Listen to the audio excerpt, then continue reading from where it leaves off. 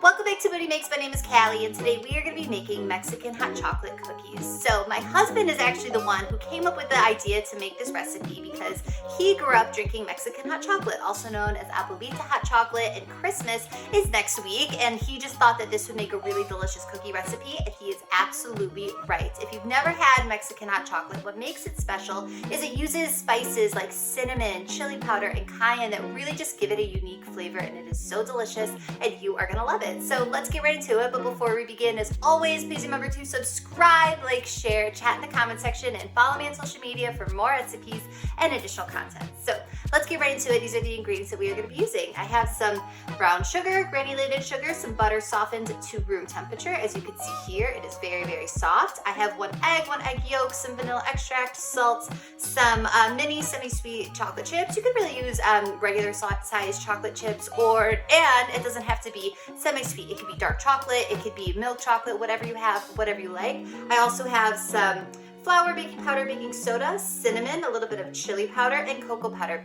That's it. So go ahead and get your oven preheated to 350 degrees Fahrenheit, and let's do this. So the first thing we're gonna do is combine the dry ingredients. So that includes our spices, our flour, baking powder, baking soda. I'm gonna toss in a little bit of salt.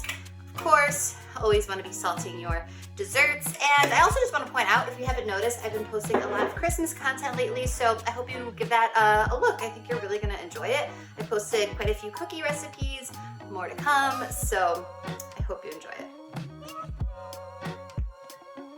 Okay, this looks good. So next up, I'm gonna grab my brown sugar and my granulated sugar, and I'm gonna give this a mix until it is nice and smooth and creamy, and I'll show you what it looks like once it's there.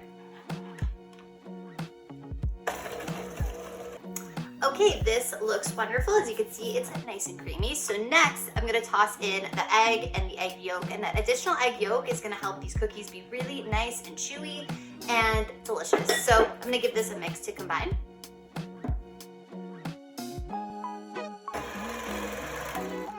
Okay, this looks wonderful. So we're gonna toss in our vanilla along with our dry ingredients. And again, I'm gonna give this a mix to combine.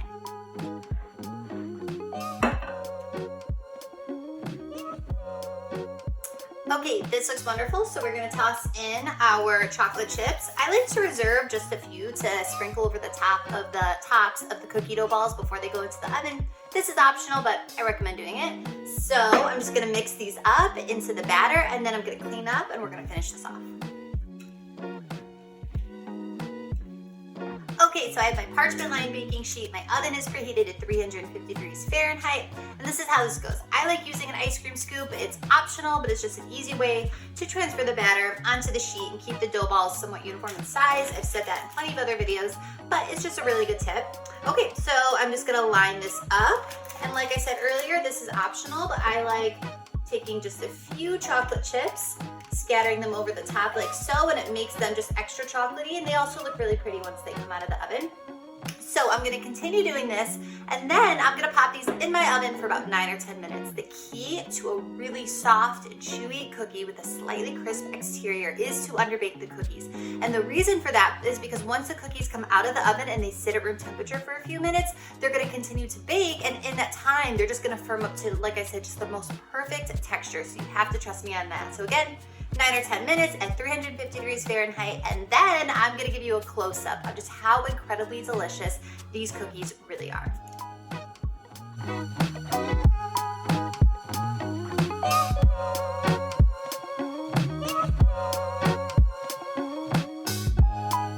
As always, for the full written recipe and instructions, head to my blog, BootyMakesRecipes.com. I'll put the link for that in the description box below. Click on the link, the recipe will come right up, and make these Mexican hot chocolate cookies. I promise you're gonna love them, and let me know what you think because I'd love to hear from you. Thank you so much. I'll see you next time. Bye-bye.